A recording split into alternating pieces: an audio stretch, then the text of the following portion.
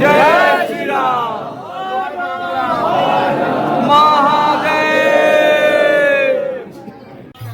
আজ হচ্ছে শ্রাবণ মাসের তৃতীয় সোমবার, আর বাবার নাম দিয়ে আমরা প্রথম সকালের ব্লগটা শুরু করলাম। আমরা এখন আছি ভূতনাথ মন্দির, যেটা নিমতলা মহাশ্মশান নামেও পরিচিত। তো ভূতনাথ মন্দিরে আজ প্রচণ্ড ভিড়। তো সকাল আমরা চলে এলাম মন্দিরে বাবার দর্শন করতে এবং বাবার আশীর্বাদ নিতে। তো সকাল সকাল চলে এসেছিলাম আমরা, ভোর 4টের সময় উঠে আমরা এখানে আসার পরিকল্পনা নিই, কারণ জানি সোমবার খুব ভিড় হবে। সেই উদ্দেশ্য নিয়েই আমরা তাড়াতাড়ি বেরিয়েছি। তো ঘাটে স্নান করে আমরা বাবার উদ্দেশ্যে এগিয়ে গেলাম সামনের দিকে।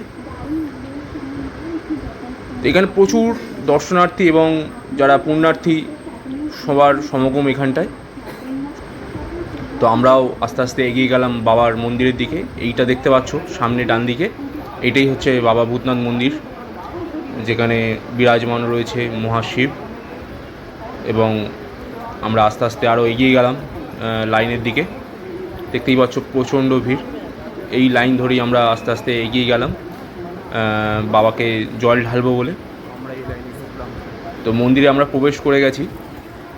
মন্দিরের মধ্যে এখানে লাইনের ব্যবস্থা করেছে খুব সুন্দর এবং সুষ্ঠুভাবে সবাই দর্শনার্থীরা এগিয়ে যাচ্ছে বাবার দিকে। তো আমরাও আস্তে আস্তে হাতে জল নিয়ে এবং ফুল মালা আর বিল্লপত্র নিয়ে এগিয়ে গেলাম বাবার দিকে জল ঢালবো বলে।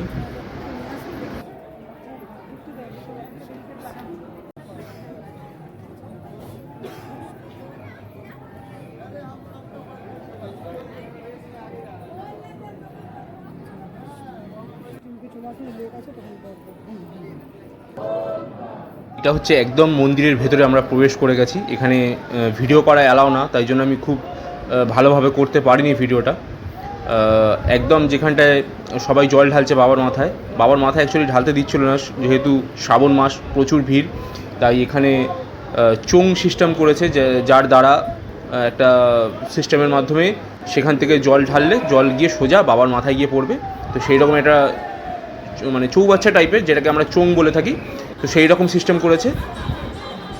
তো আমরা ভেতরে জল ঢেলে চলে এলাম।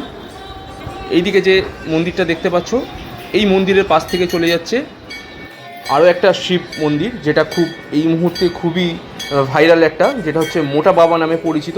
সেটাও একটা বড় শিবলিঙ্গ যেখানে আমরা যাচ্ছি। এটা হচ্ছে তার আগের একটা মন্দির, যেটা দেখলেন এক্ষুনি আপনারা। তো সেইখানে সবাই শিবলিঙ্গের মাথায় জল ঢালছে, আমরাও ঢেলে নিলাম। তারপর এই পাশের গলিটা দিয়ে আমরা আস্তে আস্তে এগিয়ে যাব যেখানটায় মোটা বাবার মন্দির। এই যে দেখতে পাচ্ছ লাইনে আমরা দাঁড়িয়ে রয়েছি, এটা হচ্ছে মোটা বাবা মন্দিরের ভেতরে প্রবেশ করার লাইনটা। প্রচণ্ড ভিড়, তো আমরা সবাই দাঁড়িয়ে আছি।